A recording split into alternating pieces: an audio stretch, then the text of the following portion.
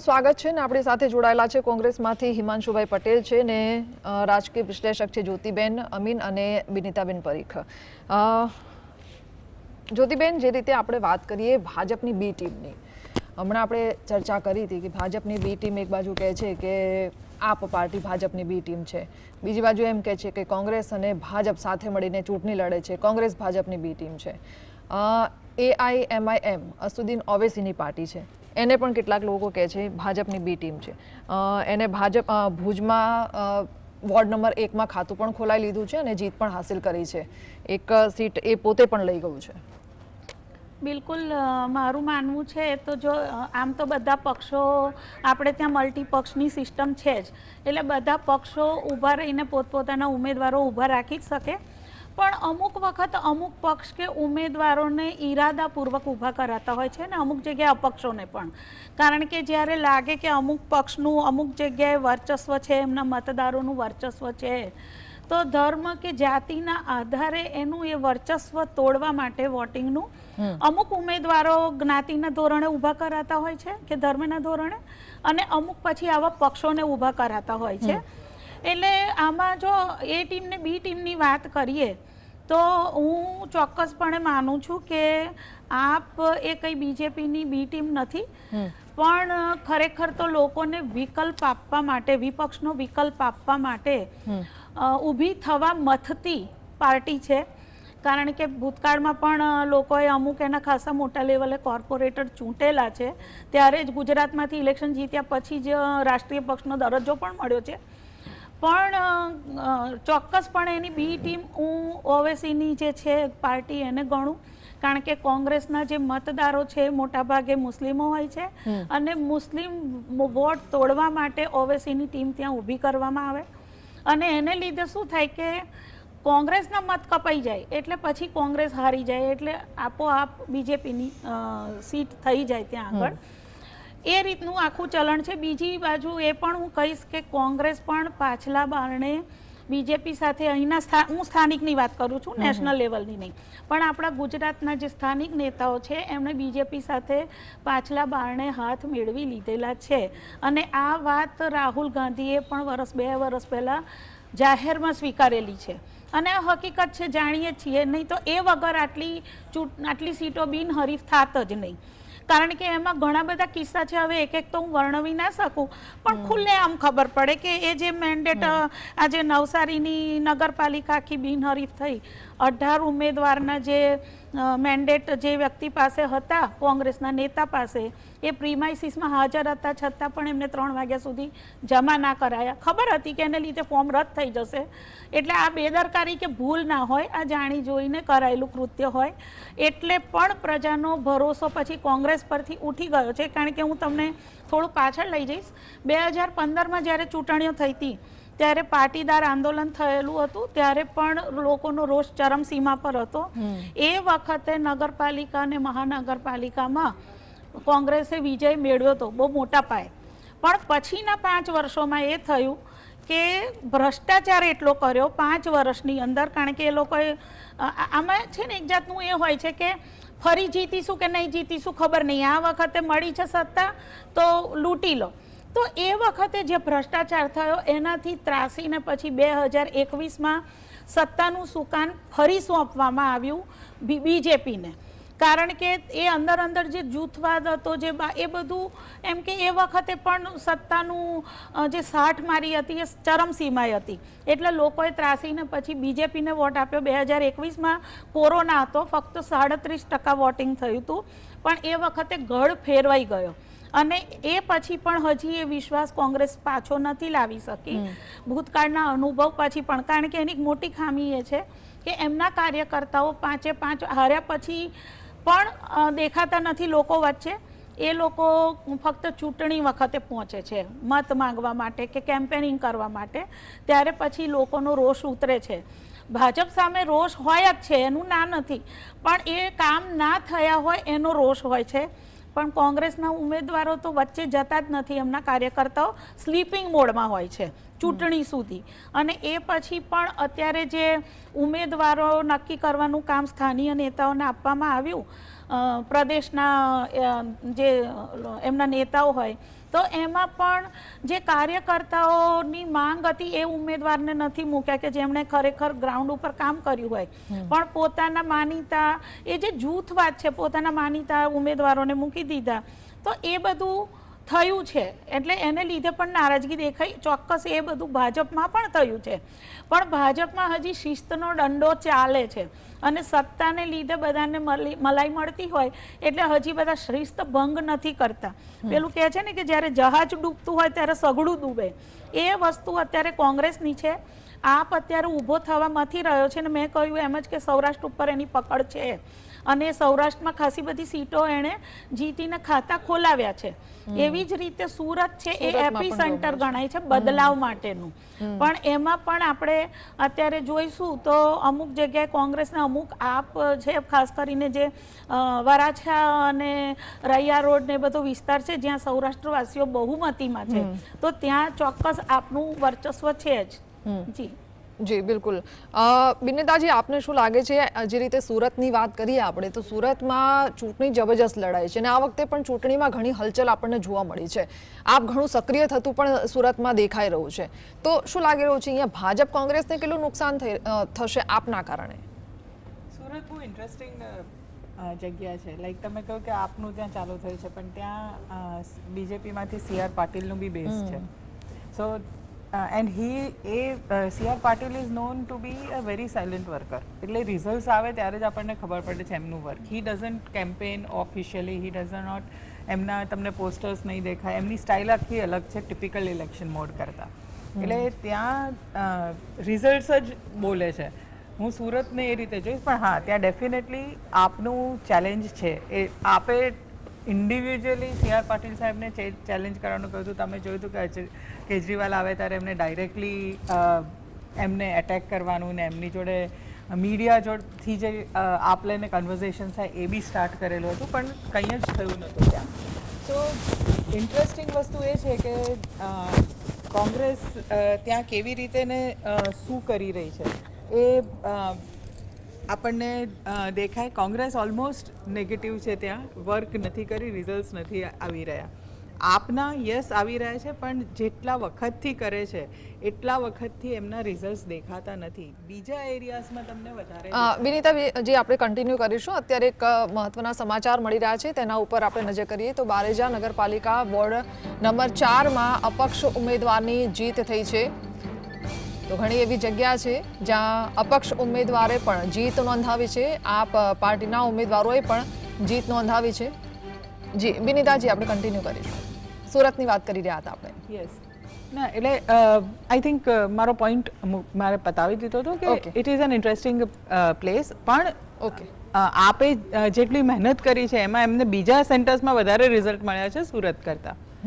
અમદાવાદની વાત કરીએ જ્યોતિબેન, તો અમદાવાદમાં 192માંથી 159 બેઠકો હતી અને કોંગ્રેસને 35 બેઠકો મળી. આ વખતે કોંગ્રેસ પોતાનો આંકડો વધારી શકશે?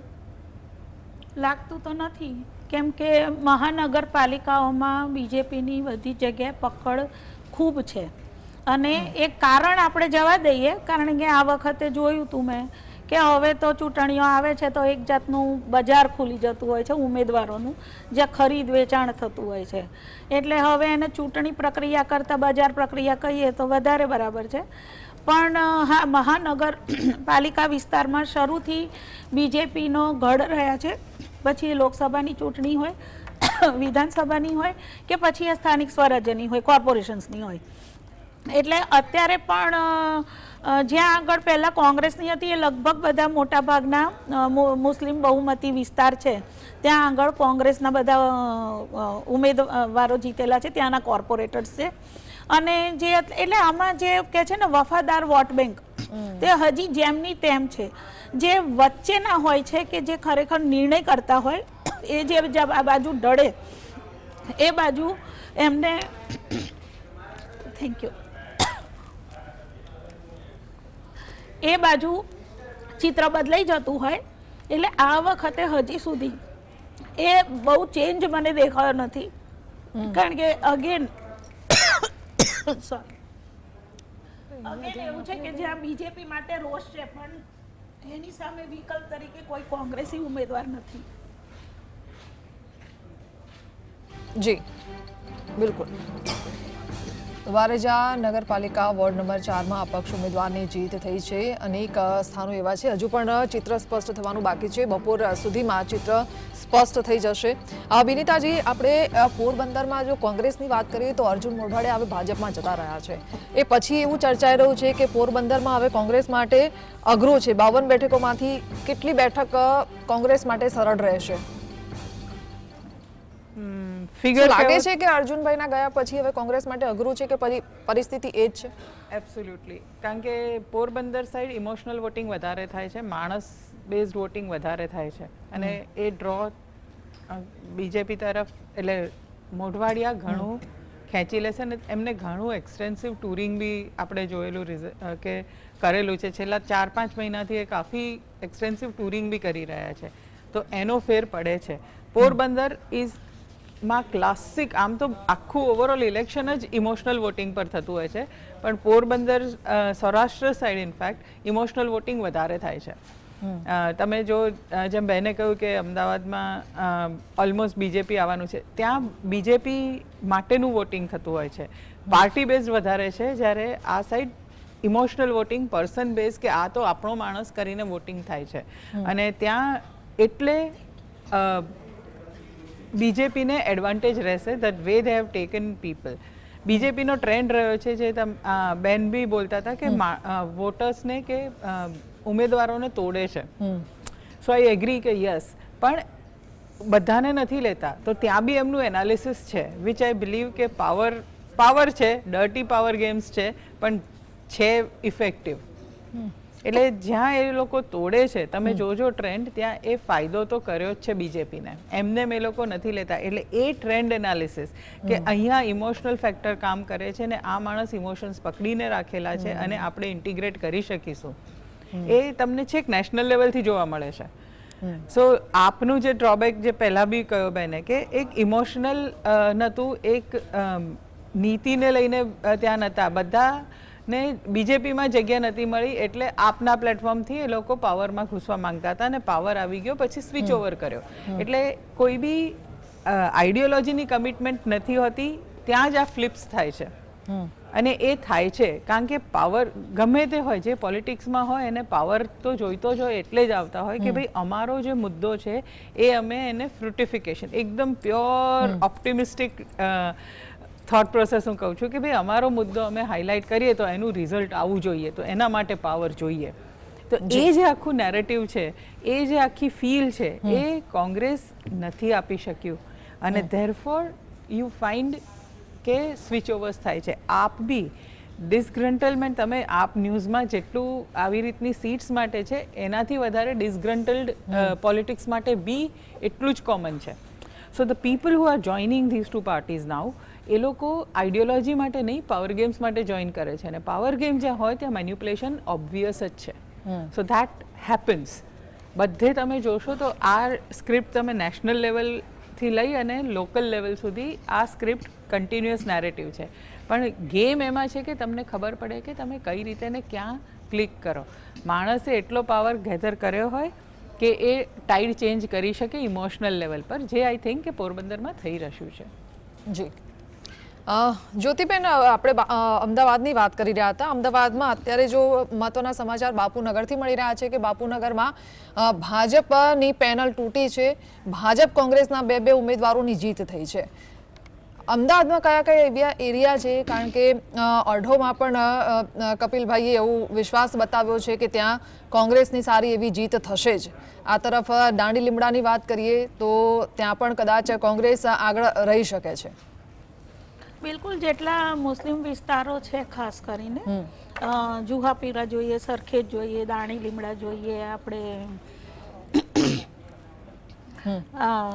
જેટલા પણ એ છે બધામાં કોંગ્રેસ પહેલાં પણ હતી અને હજી પણ આવશે, કારણ કે એમની વોટ બેંક છે એકદમ એમને વફાદાર છે. પણ આ વખતે જે ચેન્જ થવાની શક્યતા છે એ મને એવું લાગે છે કે કદાચ ઘાટલોડિયામાં થાય, અને જે ખાસ કરીને ઔદ્યોગિક વિસ્તારો છે, નરોડા, નિકોલ, અમરાઈવાડી, અને આ બાપુનગર ને એ બધા ત્યાં આગળ થવાની શક્યતા છે, કેમ કે ત્યાં આગળ રોડ રસ્તા અને ગટર પાણીની હાલત ખરેખર ખૂબ ખરાબ છે. અને આ જગ્યાઓની સોસાયટીઓએ પ્રવેશબંધી જાહેર કરેલી છે. ઉમેદવારો પ્રચાર માટે પહોંચ્યા હતા ત્યારે એમને પ્રશ્ન કરીને પાછા પણ ભાગવા પર મજબૂર કર્યા છે. એટલે ત્યાં આગળ કદાચ જો એ રોષનું ફેક્ટર કામ કરી જાય તો ત્યાં પેનલો તૂટવાની શક્યતા ઘણી વધારે છે. હિમાંશુભાઈ, બાપુનગરની વાત થઈ રહી છે. અમદાવાદમાં બાપુનગરમાં જોઈએ તો અત્યારે કોંગ્રેસના બે ઉમેદવારની જીત થઈ છે. ભાજપની પેનલ તૂટતી પણ અહીંયા દેખાઈ રહી છે. આ સિવાય અમદાવાદમાં કઈ એવી બેઠકો છે? દાણી લીમડા હોય, અઢોમાં પણ કપિલભાઈએ વિશ્વાસ વ્યક્ત કર્યો છે કે ત્યાં કોંગ્રેસ જીતશે. ક્યાં જીતતી દેખાઈ રહી છે? અમદાવાદમાં કેટલી બેઠકો હાસિલ થશે? ચોક્કસ ગઈ વખત કરતી અમારું પરિણામ સારું રહેશે, પણ તોય અમારી આ ચૂંટણીમાં હાર છે અત્યારના જે પરિણામો છે જોતા. અને બાપુનગરમાં અમે 4 જીતીએ એવી આશા હતી, પણ 2થી અમારે સંતોષ માનવો પડ્યો.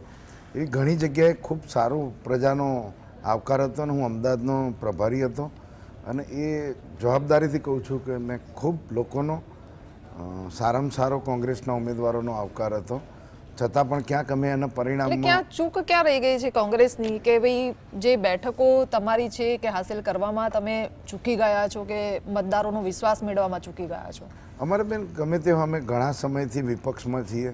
અમારી જોડે જે રાજકીય સોર્સ જોઈએ, જે મત માટે જીતવા માટે તમામ પ્રકારનું, એમાં અમે ક્યાંક વિપક્ષના લીધે અમારા ઉમેદવારોને જે ફંડ આપવાનું હોય, જે મદદ કરવાની હોય, જે આયોજન કરવાનું હોય, એમાં અમે ખૂબ નબળા પડ્યા છીએ.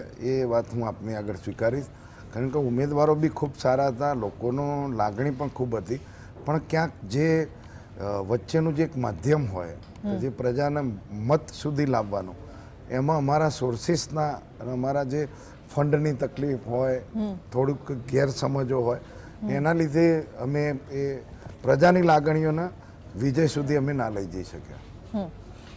હિમાંશુભાઈ, રાજકોટની વાત કરીએ. રાજકોટમાં આ વખતે 2021 કરતાં ઘણું મતદાન ઓછું થયું છે. લાગે છે કે અહીંયા આપ તમને થોડુંક નુકસાન કરી શકે અથવા કોંગ્રેસ સારી એવી બેઠકો મેળવી શકશે?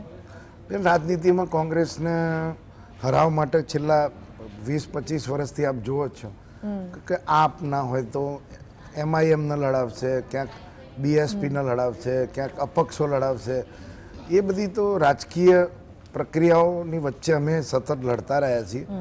છતાં પણ આ વખતનો જે પ્રજાનો જે લાગણીને અમારા બાજુ સમર્થન હતું, એ પરિણામોની જે શરૂઆત છે અત્યારે, એ જોતાં મને પોતાને પણ એમ ખૂબ એવું થાય કે અમે પ્રજાની લાગણીને અમે મતના સુધી અને વિજય સુધી અમે પહોંચાડી ના શક્યા.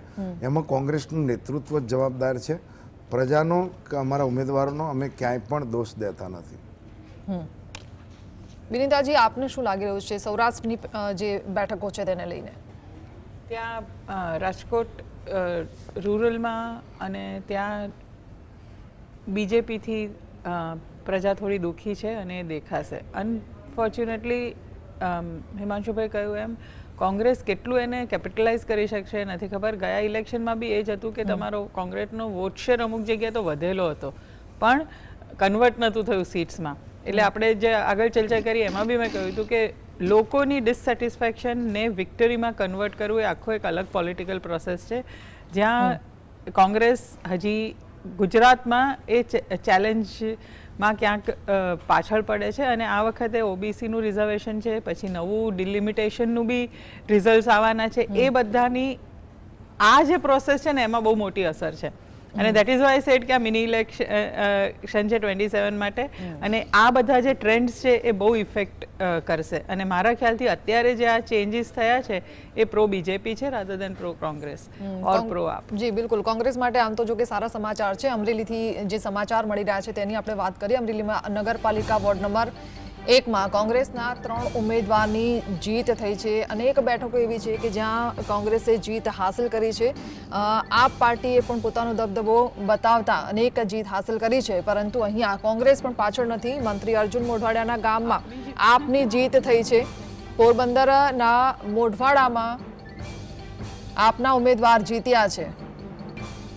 હિમાંશુભાઈ, એવી ચર્ચા પણ હતી કે ભાઈ અર્જુનભાઈ જશે એટલે પછી કોંગ્રેસ થોડું નબળું પડી જશે ને ભાજપ કે પછી અન્ય પક્ષની જીત થાય. જો કે અર્જુનભાઈ ભાજપમાં જોડાયા છે પણ અહીંયા જે સમાચાર મળ્યા છે તેમાં આપ પાર્ટી જીતી છે. કોંગ્રેસને નુકસાન ખરા અર્જુનભાઈના ગયા પછી? રાજનીતિમાં સારા નેતૃત્વની જરૂર હોય છે, પણ એવું નહીં કે કોઈ નેતા એક પ્રકારનો હમ કરી દે કે ના હું છું તો જ પાર્ટી છે, એવું કંઈ હોતું નથી. પ્રજા અને તમારી આઈડિયોલોજી અને પાર્ટીના જે મુદ્દાઓ લોકો સુધી પહોંચી જાય તો નવું નેતૃત્વ પણ બેઠું થઈ જાય છે. ઘણી જગ્યાએ કોંગ્રેસ એવી જગ્યાએ પણ વિજય થયો છે કે જ્યાં કોંગ્રેસ છેલ્લા 15-20 વર્ષથી નથી જીતી. એટલે આ તો તમારે ત્યાંના લોકલ ઉમેદવાર, સંગઠન, ટીમ એનું જે ટ્યુનિંગ સારું થઈ જાય એનું પરિણામ મળે છે. અમે ચોક્કસ આ ચૂંટણીઓમાં અમારા ફંડનો પ્રોબ્લેમ બહુ મોટો પ્રોબ્લેમ, કારણ કે અમે 30 વર્ષથી ગુજરાતમાં સત્તામાં નથી. બીજું જે અમારા કાર્યકરો, આગેવાનોને જેટલા ભાજપ લઈ ગઈ છે એ ચોક્કસ અમારા પાર્ટીના ખૂબ જવાબદાર આગેવાનો હતા. અને આજે 2000થી વધુ તો પ્રદેશ કે જિલ્લા કક્ષાના આગેવાનો ગયા અને બીજા ગયા, એ બધા ચોક્કસ ભાજપમાં સેટ થઈ ગયા છે. એમને ત્યાં પણ સારું એવું પદ, પ્રતિષ્ઠા અને મોભો મળ્યો છે. પણ કોંગ્રેસને ખૂબ નુકસાન કર્યું તાકાતવાળા લોકોના નીકળવાથી, અને નવા લોકોને અમે હજી એટલા મોટિવ કરી નથી શક્યા કે જે નવી લડાઈ માટે તૈયાર થાય. એટલે હું આ જવાબદારીમાં જો કંઈ પણ ખોટું થશે તો અમારા કાર્યકરો આટલા ખરાબ સંજોગો, આટલા વર્ષોથી અમે વિપક્ષમાં છીએ છતાં પણ હું આપના GSTVના માધ્યમથી હું ગુજરાતના કોંગ્રેસના એક આગેવાન કાર્યકર જે ગ્રાઉન્ડમાં 42 ગરમીમાં સામા પવને લોકશાહીનો આ તિરંગો, ઝંડો અને બંધારણની આન બાન શાન જાળવવા 10,000 ઉમેદવારો બેન ખૂબ જ અઘરી રીતે અને ખૂબ વર્તમાન શાસકોની સામે ખૂબ મજબૂતાઈથી, હિંમતથી એ ચૂંટણી લડ્યા છે. અને એનું પણ મને ચોક્કસ કોંગ્રેસ પાર્ટી તરીકે જે ડેમોક્રેસી જીવતી રહી આ વખતે એ કોંગ્રેસના પાયાના કાર્યકરોના લીધે જીવતી રહી છે. નહીં તો ભાજપની તો એક જ ગણતરી હતી કે જેટલું થાય એટલું બિનહરીફ કરાવી દઈએ, જે રીતે કરવું પડે એ રીતે. એની અંદર પ્રજાને મત આપવાનો અધિકાર મળ્યો. દરેક પાર્ટીના ઉમેદવારોએ ડોર ટુ ડોર જવું પડ્યું, પ્રજાને વિનંતીઓ કરવી પડી અને પછી વિજય મળ્યો, એનો અમને પણ એક આનંદ છે. સાચી વાત છે. સુરતની પરિસ્થિતિ જાણી લઈએ. સુરતથી સંવાદદાતા શાહીસ આપણી સાથે જોડાઈ ગયા છે. શાહીસ, અત્યારે તમે કયા બૂથ ઉપર છો? પરિસ્થિતિ કેવી છે? રસ્તે પે બિલકુલ જે રીતના વોર્ડ નંબર 19 ની અંદર કોંગ્રેસની હાર થઈ છે અને અસલમ સાયકલવાલા અને તેમના જે પુત્ર હતા તે બહાર આવ્યા હતા, ત્યારે ભાજપના કાર્યકર્તાઓ દ્વારા ઝપાઝપી કરવામાં આવી હતી અને તેના વિડીયો પણ જે છે તે હાલ સામે આવ્યા છે. હાલ અત્યારે દ્રશ્યો જોવા મળી રહ્યા છે કે હાલ જે રીતના ગાંધી એન્જિનિયર કોલેજ ખાતે જે અત્યારે કાર્યકર્તાઓનો જે છે તે જમાવડો જોવા મળી રહ્યો છે. ખાસ કરીને જ્યારે કોંગ્રેસની હાર જે છે તે તમામ પેનલો પર જોવા મળી રહી છે, પરંતુ જ્યારે કોંગ્રેસના જે કાર્યકર્તા અને ખાસ કરીને કોંગ્રેસના જે ઉમેદવાર હતા અસલમ સાયકલવાલાના પુત્ર સોહેલ સાયકલવાલા જ્યારે બહાર આવ્યા હતા, ત્યારે ભાજપના કાર્યકર્તાઓ દ્વારા ઝપાઝપી કરવામાં આવી હતી, જેના વિડીયો પણ જે છે તે સામે આવ્યા છે. બીજી તરફ અહીંના વાત કરવામાં આવે તો સુરતના તમામ પેનલો પર ભાજપની જે છે તે જીત જોવા મળી રહી છે, પરંતુ કોંગ્રેસે જે છે તે 5 વર્ષ પછી જે છે તે ખાતું ખોલ્યું છે. તે પણ વોર્ડ નંબર 12 નાનામાં સૈયદપુરામાં 3 ભાજપ અને 1 ઉમેદવાર કોંગ્રેસની વિજેતા થઈ છે. કોંગ્રેસના ઉમેદવાર હર્ષદ ચરીવાલાનું વિજેતા થઈ છે. હાલ જે રીતના ભાજપની એક પછી એક જીતને લઈને અત્યારે ઉજવણીનો માહોલ જોવા મળી રહ્યો છે. મોટા ભાગના જે વોર્ડમાંથી ભાજપની જે છે તે જીત જોવા મળી રહી છે. પાટીદાર ગઢ ગણવામાં આવતો હોય છે, તે પાટીદાર ગઢમાં જે મનોજ સોરઠિયા ઉભા હતા તે મનોજ સોરઠિયાની પણ જે છે તે હાર જોવા મળી રહી છે, કારણ કે આમ આદમી પાર્ટીની સભાઓ અને પ્રચાર પ્રસાર પણ ખૂબ જોરથી ચાલી રહ્યો હતો, પરંતુ ભાજપની સામે જે છે તે તેમની હાર જોવા મળી રહી છે અને ભાજપની ભવ્ય જીત થઈ છે. અત્યારે જે રીતના ગાંધી એન્જિનિયર કોલેજ સાથે અત્યારે મોટી સંખ્યામાં જે છે તે કાર્યકર્તાઓ ઉમટી પડ્યા છે અને હવે એક બાદ એક પેનલની જીત થઈ છે અને પેનલની જીતને લઈને અત્યારે ઉજવણીનો માહોલ જે છે તે હાલ જોવા મળી રહ્યો છે. જી બિલકુલ સાઈઝ, ઉજવણીનો માહોલ જોવા મળી રહ્યો છે ને તમારી પાછળ ઘણી ભીડ પણ જોવા મળી રહી છે. સુરક્ષાને લઈને કેવો બંદોબસ્ત છે? બિલકુલ એક તરફ આપણે સુરક્ષાની વાત કરવામાં આવે તો અત્યારે સુરક્ષા અત્યારે બતાવવાનો પ્રયત્ન કરી રહ્યા છે કે હાલ અત્યારે જોઈ શકાય કે પોલીસની સુરક્ષા જે છે તે અત્યારે અહીં એકદમ તૈયાર જે છે તે હાલ જોવા મળી રહ્યા છે. ભાજપની જીતને અત્યારે જોઈ શકાય છે અત્યારે ખૂબ જ જશ્નનો માહોલ જે છે તે હાલ જોવા મળી રહ્યો છે. રેપિડ એક્શન ફોર્સની ટીમ પણ અહીં તૈનાત કરવામાં આવી છે. બીજી તરફ સુરત પોલીસની ટીમો જે છે તે હાલ તૈનાત જોવા મળી રહી છે અને ચાપતો બંદોબસ્ત વચ્ચે અત્યારે જે કાર્યકર્તા એટલે આમ આદમી પાર્ટીના હોય, કોંગ્રેસના હોય કે પછી જે ભાજપના કાર્યકર્તાઓ જે છે તે અહીં ઉમટી પડ્યા છે અને અત્યારે જે રીતના જીત થઈ રહી છે અને જીતને લઈને અત્યારે કાર્યકર્તાઓની અંદર ઉત્સાહ જે છે તે હાલ જોવા મળી રહ્યો છે. કોંગ્રેસની ડિપોઝિટ ડીલ થઈ છે, આમ આદમી પાર્ટીની ડિપોઝિટ ડીલ થઈ છે તેવી વાતો જે છે તે અત્યારે કાર્યકર્તાઓ દ્વારા કરવામાં આવી રહી છે અને એક જ નારા લાગી રહ્યા છે, ભાજપ ભાજપ ભાજપ. એટલે જે રીતના તમામ પેનલો પણ અત્યારે ભાજપ આગળ ચાલી રહ્યો છે અને મોટા ભાગે ભાજપની જીત થઈ છે ત્યારે જશ્નનો માહોલ જોવા મળી રહ્યો છે. જી સાહેબ, પડે માહિતી આપની પાસેથી લેતા રહીશું. આભાર. જી હિમાંશુજી, જ્યોતિબેન, બિનેતાજી, આપ જોડાયેલા રહેશો. આપણે ચર્ચા ચાલુ રાખીશું. તો હાલ સમય છે બ્રેક.